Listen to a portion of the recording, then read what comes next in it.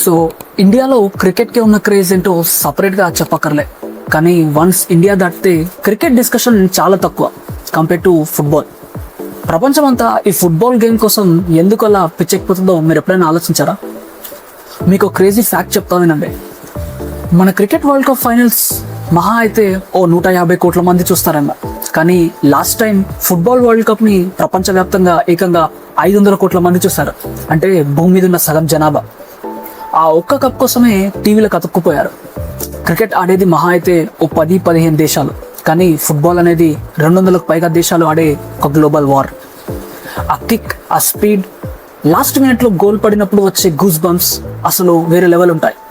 Football గురించి మీకు పెద్దగా తెలియకపోయినా సరే ఈసారి మీరు ఆ ఫీవర్ని ఎంజాయ్ చేసి తీరాలి. ఎందుకంటే జూన్ 11 ఫీఫా వరల్డ్ కప్ 2026 అనే అతిపెద్ద వార్ స్టార్ట్ కాబోతుంది. సో ఈ మెగా ఫుట్బాల్ ఈవెంట్ రిలేటెడ్ గురించి ఈ వీడియోలో కవర్ చేద్దాం. వీడియోని ఎక్కడ స్కిప్ చేయకండి. Let's dive into the topic.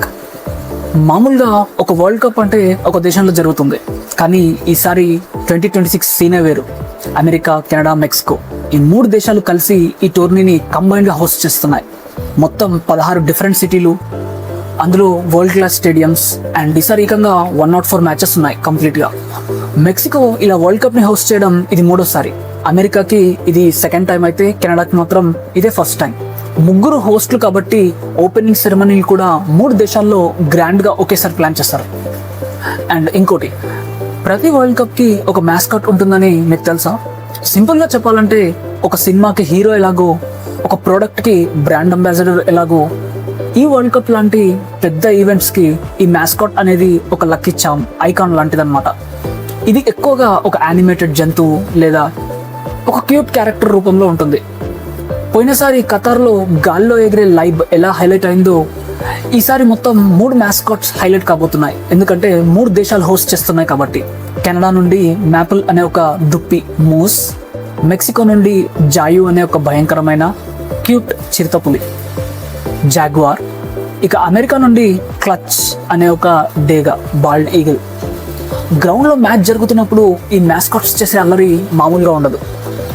June 11 Estadio Azteca Mexico City స్టేడియంలో host country Mexico versus South Africa మ్యాచ్తో ఈ టోర్నీ కిక్ ఆఫ్ అవుతుంది. ఈ స్టేడియం గురించి చెప్పాలంటే గూస్ బంప్స్ తెప్పించే ఒక హిస్టరీ ఉంది. 1986లో ఫుట్బాల్ గాడ్ డియాగో మారడోనా తన famous hand of God goal కొట్టింది. ఆ తర్వాత గోల్ ఆఫ్ ది సెంచరీ చేసింది ఈ స్టేడియంలోనే, విచ్ ఇస్ మెక్సికోలో ఉన్న ఎస్టాడియో ఆస్టెకా స్టేడియంలో. ఫుట్బాల్ ఫ్యాన్స్కి ఇది ఒక టెంపుల్ లాంటిది. ఇప్పుడు ఇదే గ్రౌండ్లో మళ్ళీ వరల్డ్ కప్ స్టార్ట్ అవ్వడం ఒక ఎపిక్ మూమెంట్. ఈ రేంజ్లో ఫుట్బాల్ ఫెస్టివల్ జరుగుతుంటే ప్రతి ఇండియన్కి వచ్చే ఒకే ఒక డౌట్, మన టీమిండియా ఎప్పుడు వరల్డ్ కప్ ఆడుతుందని. ఈసారి ఏషియా కాంటినెంట్ నుండి మొత్తం 8 టీమ్స్ క్వాలిఫై అయ్యే ఛాన్స్ ఇచ్చారు. అన్ఫార్చునేట్లీ మన టీమిండియా ఈ 2026 వరల్డ్ కప్కి క్వాలిఫై కాలేదు. రాబోయే రోజుల్లో మన ఇండియా కూడా వరల్డ్ కప్ రేస్లో దిగుతుందని ఆశిద్దాం. ఇక క్రికెట్ వరల్డ్ కప్ గెలిస్తే వచ్చే ప్రైజ్ మనీ మనందరికీ తెలుసు.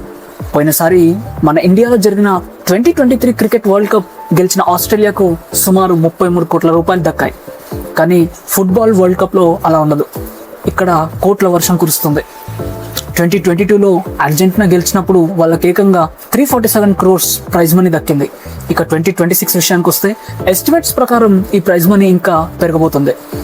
క్రికెట్ వరల్డ్ కప్తో పోలిస్తే ఇది దాదాపు 10 times ఎక్కువ, 10x ఉంటుంది. అది ఫుట్బాల్ క్రేజ్ అంటే. సో ఈ ఇయర్ అసలు ట్విస్ట్ ఏంటంటే మొన్నటి దాకా మొత్తం 32 టీమ్స్ మాత్రమే ఉండేవి. ఈసారి ఏకంగా మొత్తం 48 టీమ్స్ బరిలోకి దిగుతున్నాయి. అంటే మొత్తం 12 గ్రూప్స్ ఉంటాయి. ప్రతి గ్రూప్లో 4 టీమ్స్ ఉంటాయి. నేను దీన్ని ఈజీగా ఎక్స్ప్లెయిన్ చేస్తాను బోర్డు మీద ఎలా ఉంటుందో ప్రాసెస్. సో నేను మీకు ఇందాక చెప్పినట్టు మొత్తం 48 కంట్రీస్ ఉంటాయని చెప్పాను కదా. సో ఉన్న 48 కంట్రీస్ మొత్తం 12 గ్రూప్స్ డివైడ్ చేస్తారు. సో ఈచ్ గ్రూప్లో వచ్చేసి 4 టీమ్స్ ఉంటాయి. లైక్ గ్రూప్ 1లో 4, గ్రూప్ 2లో 4, గ్రూప్ 3లో 4. ఎగ్జాంపుల్కి గ్రూప్ ఏ తీసుకుందాం. ఈ గ్రూప్ ఏలో నేను 4 టీమ్స్ ఉంటాయని చెప్పాను.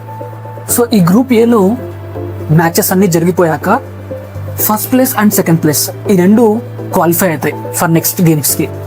అండ్ ఈ 3rd, 4th ప్లేసెస్ కొద్దిసేపు పక్కకు పెట్టేసేయండి. సో ఇలా ఫస్ట్ అండ్ సెకండ్ ప్లేసెస్ అన్ని గ్రూప్స్లో కూడా ఇలా first and second places consider చేసుకుంటే మనకు మొత్తం 24 టీమ్స్ వస్తాయి. ఈ 24 టీమ్స్ కూడా మనకి నెక్స్ట్ రౌండ్స్కి క్వాలిఫై అయిపోతారు. సో ఉన్న 12 groups top 2 places. So 12 to 24, ఈ 24 టీమ్స్ వచ్చేసి నెక్స్ట్ రౌండ్స్కి వెళ్తాయి. ఈ 3rd and 4th ప్లేసెస్లో ఉన్న వాళ్ళు అప్పుడే వరల్డ్ కప్ ఈవెంట్ నుంచి డిస్క్వాలిఫై అయిపోరు డైరెక్ట్గా. ఈసారి రూల్స్ చేంజ్ చేశారు. ఏంటంటే దీనికంటే ముందు ఫర్ నాకౌట్ మ్యాచెస్కి మొత్తం 32 టీమ్స్ కావాలి జనరల్. సో ఆల్రెడీ మనకి ఇక్కడ 24 టీమ్స్ అవైలబుల్గా ఉన్నాయి ఫర్ నెక్స్ట్ రౌండ్స్కి ఫ్రమ్ దీస్ 12 గ్రూప్స్. సో ఇంకా మిగతావి 8 టీమ్స్ కావాలి. ఈ 8 టీమ్స్ కోసం ఏం చేస్తారంటే ఈ గ్రూప్ A నుంచి 11లో ఈ 3rd and 4th ప్లేసెస్లో ఉన్నారు కదా, ఈ 3rd and 4th ప్లేసెస్లో ఉన్న వాళ్ళని మోర్ నెంబర్ ఆఫ్ పాయింట్స్ ఎవరికి ఉన్నాయి and more number of goals ఎవరు చేస్తారు, ఈ 2 పాయింట్స్ని కన్సిడర్ చేసుకొని ఈ 3rd and 4th ప్లేసెస్లో ఈ ఉన్న 8 గ్రూప్స్ 12 గ్రూప్స్ నుంచి 8 టీమ్స్ని సెలెక్ట్ చేస్తారు. సో అట్లా ఈ 24 అండ్ ఈ 8, సో టోటల్ 32. ఈ 32 టీమ్స్ నాకౌట్ మ్యాచెస్ ఆడతాయి అన్నమాట.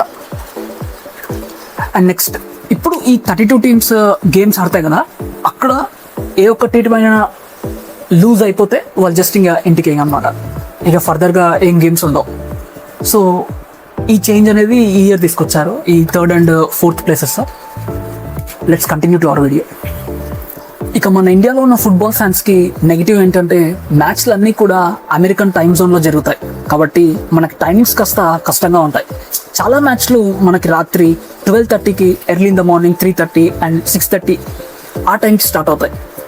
ఫుట్బాల్ అంటేనే ఒక ఎమోషన్, మనకి ఎక్కువ కాకపోవచ్చు బట్ ఫర్ అదర్ కంట్రీస్.